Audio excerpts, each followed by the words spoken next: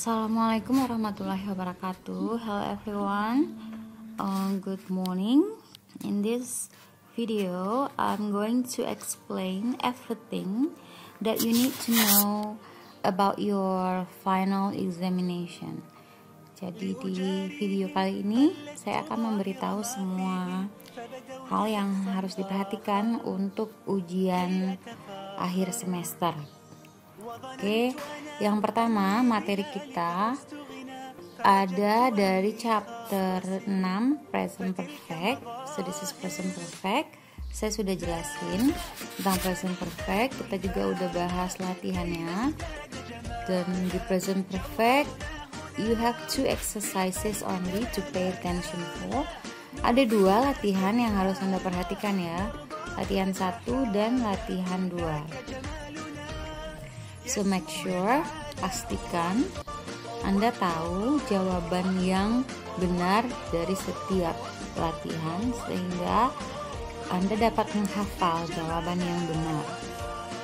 Nanti di ujian jawabannya bisa benar dan dapat nilai yang baik ya. Kemudian kita tidak bahas past perfect, jadi chapter 7 kita skip. Lalu lanjut chapter 10 future tense. We talk about future tense already. Kita udah bahas ini ya. Terus ada latihan 1 yang harus Anda perhatikan. Terus juga latihan 2. Latihan 2 tentang be going to. Dan ini latihan 3 tentang will. Dan latihan 4 tentang apakah Anda menggunakan will atau will not. Jadi ini udah kita bahas juga di kelas atau di Zoom. Jadi bagi Anda semua yang absen, tidak datang pada hari tersebut, tidak ikut perkuliahan, silakan dicari teman-teman yang mengikuti perkuliahan pada saat saya membahas latihan ini. Jadi pastikan sekali lagi Anda tahu jawaban yang benarnya itu jawaban yang mana. Oke. Nah, khusus untuk IF7 kita belum bahas tentang modal auxiliary ya. Jadi kali ini saya akan bahas lagi tentang modal auxiliary. Yang akan keluar pada ujian akhir adalah can, latihan 1, could, latihan 2, perbedaan must atau can't ini pada latihan 3, ini enggak. Terus latihan 5, complete sentences using have to, has to, had to, plus kata kerja. Ini latihan 5. Kita enggak sampai shoot ya karena terlalu banyak materinya ini ke bawah nih. Oke, kita mulai dari can. Everybody, can ini sering kita pakai sehari-hari ya, karena seperti kita tahu bahwa can itu digunakan untuk menyatakan sesuatu yang mungkin atau dapat dilakukan. Contoh, we can see the lake from our hotel. Kita bisa melihat danau dari hotel kita. Atau can you speak a foreign languages? Apakah kamu bisa bicara dengan bahasa asing? Nah, negatif dari can ini adalah can't. Jadi dia ada dua ejaan kalau kita mengucapkannya. Ada yang bilang can, ada yang bilang can't untuk negatif. Tapi untuk belajar, untuk proses belajar mengajar ini kita pakai can't supaya jelas bedanya. Positifnya can, negatifnya can't. Jadi berbeda ya. Jadi kalau can itu artinya bisa, can't artinya tidak bisa. I'm afraid I can't come to the party on Friday. Sayangnya saya tidak bisa datang ke pesta pada hari Jumat. So, can't di sini artinya tidak bisa datang, tidak bisa, lalu diikuti oleh kata kerja. Bentuk pertama, ya. Terus could adalah the past of can, bentuk lampau. Contoh, we had a lovely room in the hotel. We could see the lake. We had a lovely room. Jadi berarti ini sudah lampau, sudah lewat kejadiannya karena dia pakai kata kerja bentuk kedua ya. Terus dia pakai could. Nah, perhatikan setelah dia memakai could, kata kerja yang melewatinya harus dalam bentuk pertama atau bentuk dasarnya, tidak boleh ditambah apa-apa. Oke, jadi cukup could saja yang berubah bentuk mewakili past tense. Kata kerja setelahnya tetap sama. Oke, itu dia kalau could. Artinya sama dengan can, hanya maknanya menandakan bahwa apa yang dikatakannya itu sudah lampau atau sudah lewat. Nah, seperti halnya can, negatifnya dari could adalah could not atau couldn't ya. So my grandfather couldn't swim. My grandfather couldn't swim. Couldn't artinya tidak bisa. Jadi kakek saya tidak bisa berenang. In exercise 1, you need to differentiate between apakah Anda mau melengkapi kalimat ini dengan can, bisa, can't, tidak bisa, tapi dua-dua ini mewakili waktu sekarang. Atau Anda lengkapi dengan could, bisa, couldn't, tidak bisa, tapi mewakili kedua-dua ini mewakili waktu lampau atau waktu yang sudah lewat. Nah, setelah menggunakan modal auxiliaries can, can't, could, dan couldn't ini, Anda tambahkan dengan kata kerja yang bawah ini, salah satu dari yang ada di tabel. Apakah believe, come, hear, run, sleep, atau wait? Ya, believe artinya percaya, come datang, hear dengar, run berlari, sleep tidur, wait menunggu. Nomor 1, I'm afraid titik-titik to your party next week. Nah, ini kan ada penanda next week, berarti dia present situation. Or even in the future. Ya, ini next week berarti minggu depan, berarti kita tidak pakai yang bentuk lampau, tapi kita pakai yang bentuk presentnya. Jadi kita pilih sayangnya, ini sudah ada di contoh tadi ya, yang ini sayangnya. Kalau udah I'm afraid depan, berarti kalimat ini mengindikasikan kalimat negatif. I can't karena. Oke, berarti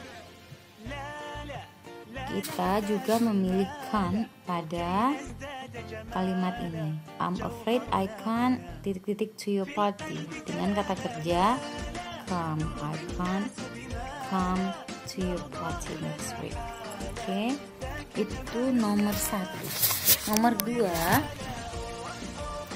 saya bantu tulisin ya. Can't come to your party next week. Jadi ini isinya deh ya. Terus nomor 2, when Dan was 16. Nah, kita menggunakan kata was ini berarti ini sudah menandakan bahwa dia past tense. Ketika Dan berusia 16, sebelum sekarang, waktu itu, oke, he titik-titik 100 meters in 11 seconds.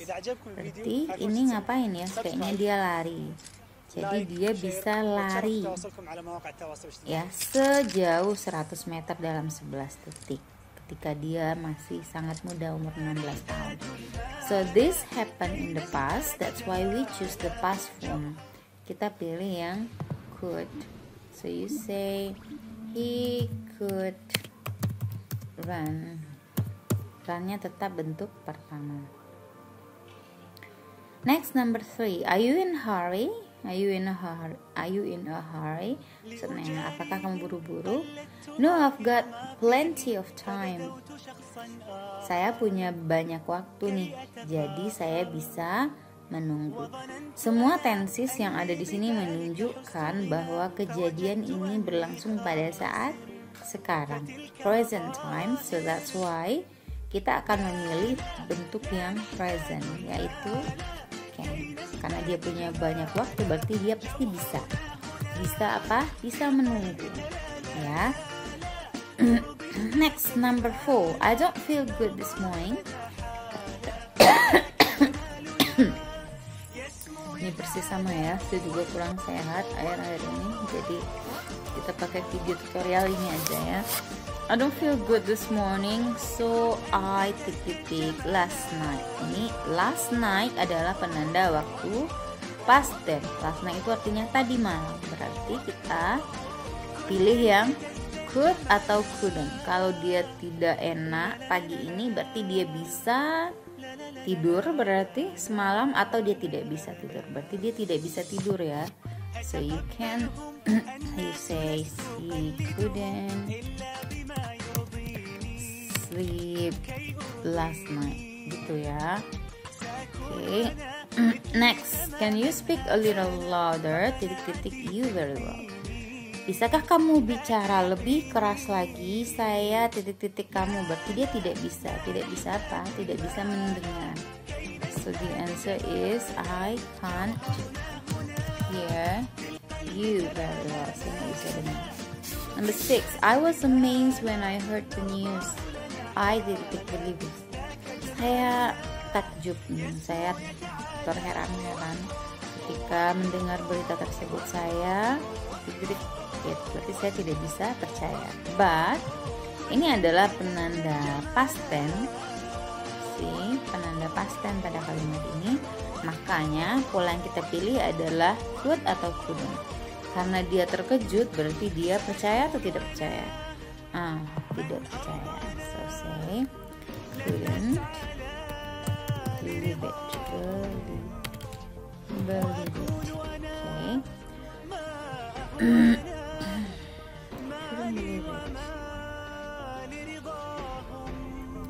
I couldn't believe it. Ingat ya, menghafal bagi kita yang tidak menggunakan bahasa Inggris secara aktif harus diikuti dengan menulis. Jadi menulis, membaca, menghafal. Jadi tidak bisa hanya baca-baca seperti Anda membaca teori Pancasila, teori mata kuliah agama begitu ya. Tidak bisa, karena mereka kita pakai sehari-hari. Tapi kalau bahasa Inggris tidak. Jadi Anda harus tulis. Kalau Anda tulis, Anda tahu nih, ini can, ini tulisannya CAN, lalu ada tanda petik atas satu, lalu baru huruf T, spasi, baru come. Come ini O bukan A. Ya, itu ditulis sehingga Anda punya pengalaman menulis jawabannya yang benar. Next, we go on and jump to 11.3, must and can. We use must to say what we believe something is certain. Must atau can ini artinya, kalau must itu pasti, gitu ya. Can ini mewakili pasti tidak, gitu ya. Sebenarnya bisa kita pakai must not, but it is mustn't. Mustn't itu kurang familiar. People more common to use can ya rather than mustn't. Jadi pada konteks ini must artinya pasti, can pasti tidak. Anda ingat ada satu lagi arti must yang paling sering kita pakai, yaitu harus. So let's see the example. Kita lihat contoh. You've been traveling all day. You must be tired. Kamu sudah melakukan perjalanan seharian, kamu pasti capek. Oke. Kenapa kita munculkan be di sini? Karena tired adalah kata sifat, bukan kata kerja. Jika setelah modal auxiliary itu ada kata sifat, bukan kata kerja, jadi yang muncul adalah be, pengganti kata kerja. Jadi misalnya you must go, you must eat, you must drink, you must sleep. Tapi karena tidak ada kata kerja seperti itu, yang adanya kata sifat, maka be muncul menggantikan kata kerja. So you must be tired. Oke, artinya kamu pasti lelah. Sementara can't ini mengatakan sesuatu yang tidak mungkin, jadi pasti tidak. So you've just had lunch. Kamu kan barusan makan siang ya.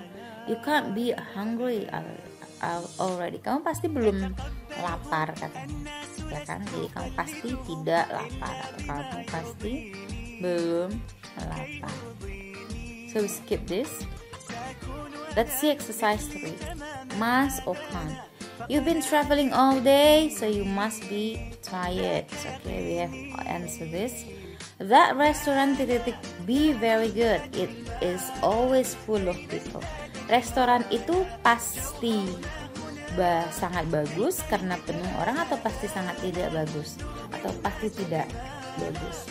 So this answer must be very good. Kita pakai be lagi karena very good ini adalah kata sifat, ya, bukan kata kerja. Jadi be muncul di sini menggantikan posisi kata kerja. Kenapa pasti bagus? Karena selalu penuh oleh orang. Nomor 3, pernyataan yang sama, keterangannya beda. Restoran itu bagus karena selalu kosong, berarti dia pasti tidak sangat bagus. So can use can't here. Number 4, I'm sure Kate gave me her address. Saya yakin Kate memberikan saya alamatnya. Saya di suatu tempat. Saya pasti menyimpan alamat tersebut di suatu tempat. So you can say I must have it somewhere.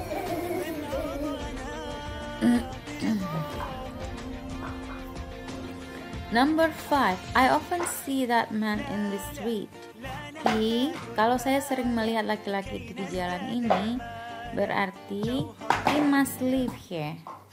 Dia pasti tinggal di dekat sini karena sering kelihatan, ya.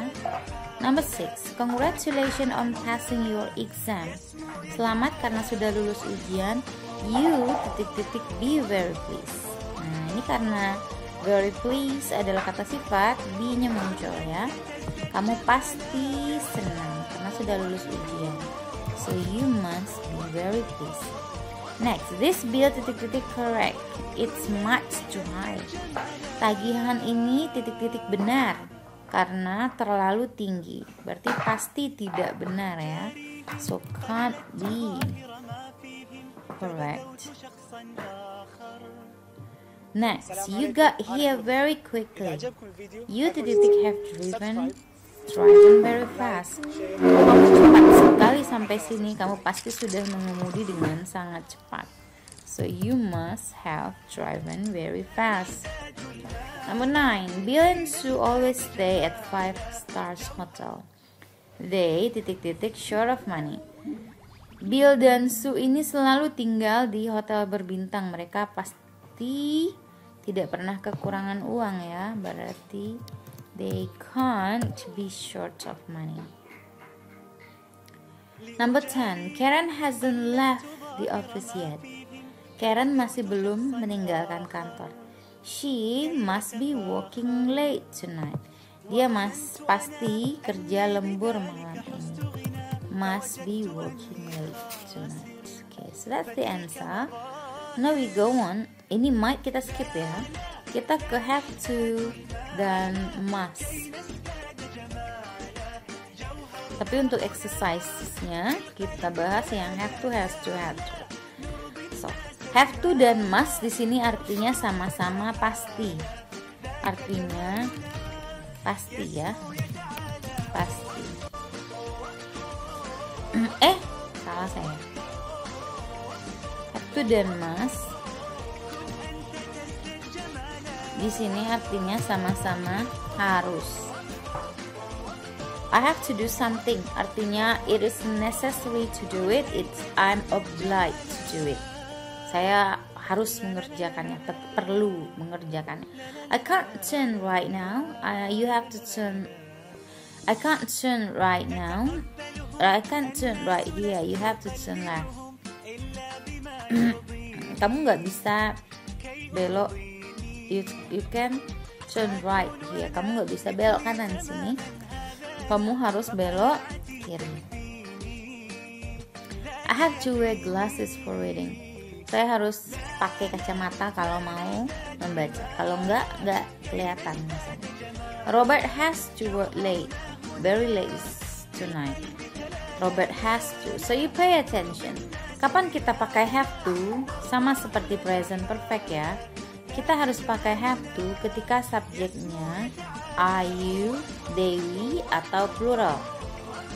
Ya, jadi kalau subjeknya I, you, they, we, atau lebih dari satu, atau subjek yang jamak atau lebih dari satu, atau let's say lebih dari satu, kita pakai have to.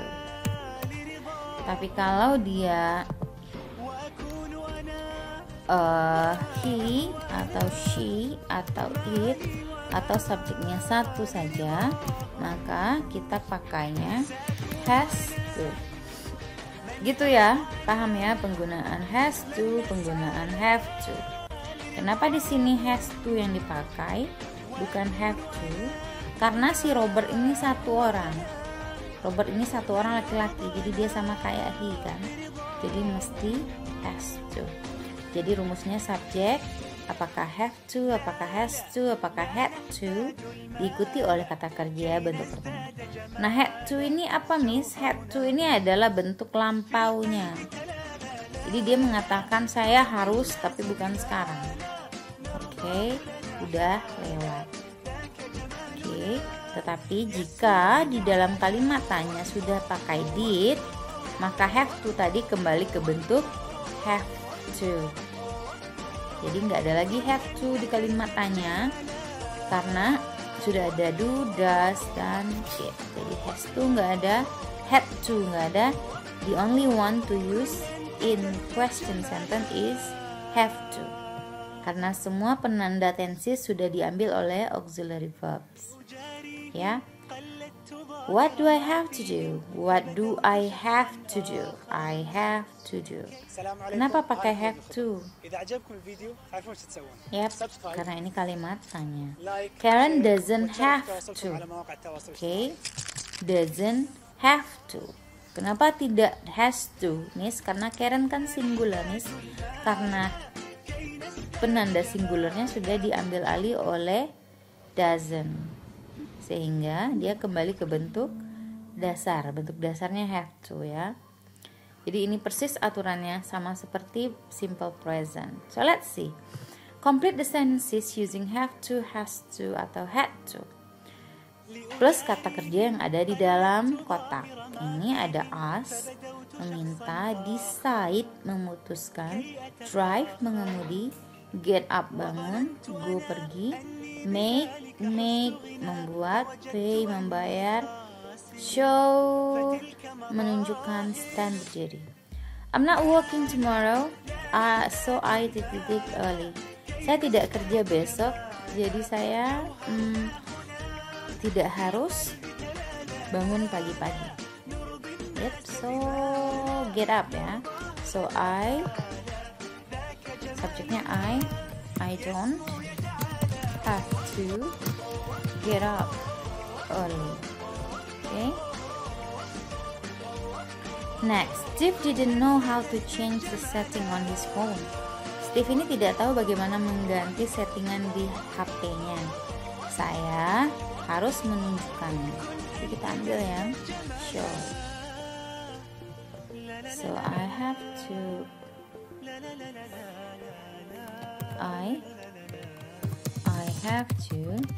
show him. Oh wait, tunggu sebentar. Kita nggak bisa pakai have to karena ini penanda past tense ya. Berarti yang dia bicarakan adalah sesuatu yang terjadi di bentuk lampau. Berarti kita harus pakai bentuk lampau. Bentuk lampaunya adalah has to. Oh sorry, had to. Jadi kita ganti I had to show him. See?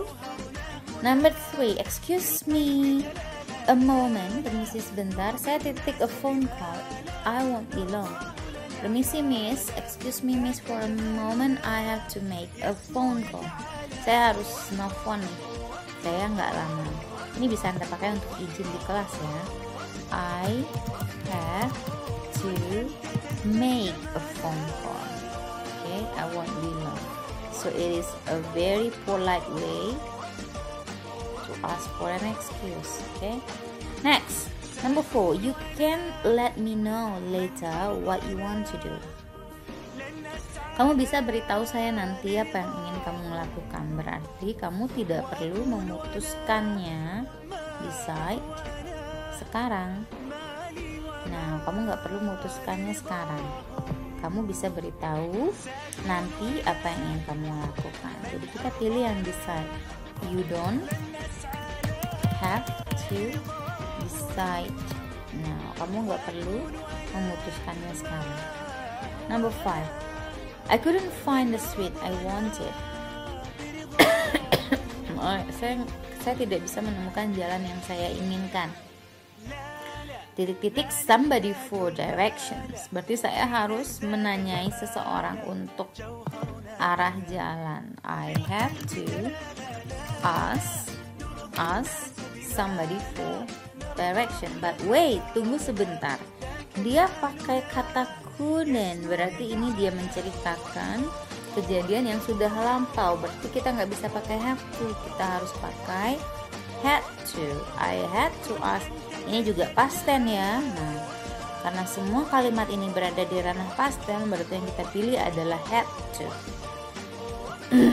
Now, this car park is free. Parkiran di sini gratis, berarti kamu tidak harus membayar. Kamu tidak harus membayar. You don't have to pay. Okay. Number 7. A man was slightly injured in the accident. Seorang laki-laki hanya terluka sedikit saja waktu kecelakaan, tapi dia titik-titik hospital. Berarti dia tidak perlu dibawa ke rumah sakit. Karena ya. Oh, ini past tense, berarti nggak bisa doesn't have to. Berarti didn't have to go. Dia tidak perlu pergi ke rumah sakit karena dia hanya terluka sedikit. Kenapa pakai didn't miss? Karena didn't ini penanda past tense. Karena ini kan was past tense kan? Tuh. Berarti kalimat ini menandakan kejadiannya di waktu lampau. Next, Jane has a senior position in the company. Jane ini punya posisi senior di perusahaan. She titik-titik important decision. She has to, dia harus mengambil atau membuat keputusan penting. Number 9, the train was very full and there were no seats free. Tidak ada tempat duduk yang kosong. We titik-titik all day. Kita harus berdiri sepanjang hari. We have to stand all the way. Sepanjang jalan. Number 10. When Patrick starts his new job next month. Ketika Patrick mulai pekerjaan barunya bulan depan. Oh wait, tunggu sebentar. Nomor 9 ini saya lupa lagi nih. Pakai was ya, saudara-saudara. Jadi gitu kita cross check. Ini juga was, ini juga were. Berarti ini kejadiannya di waktu lampau. Berarti ini bukan have to, tetapi had to, past tense ya. Kita harus berdiri. Lanjut. Ini when Patrick starts his job next month, bulan depan. Berarti ini present and future. He titik-titik 50 miles to work every day. Dia harus mengemudi 50 mil ke kantor setiap hari. He has to drive. Oke, itu aja bagian dari modal auxiliary yang akan keluar di ujian. So, again, untuk mendapatkan nilai yang baik, mendapatkan IPK yang tinggi, mendapatkan masa depan yang baik, itu kita harus ada usaha, pengorbanan, mengorbankan rasa malas. Rasa malas sih nggak apa-apa, dikorbankan saja ya. Oke, semoga sukses ujiannya. dan dapat nilai terbaik. Ya, assalamualaikum warahmatullahi wabarakatuh.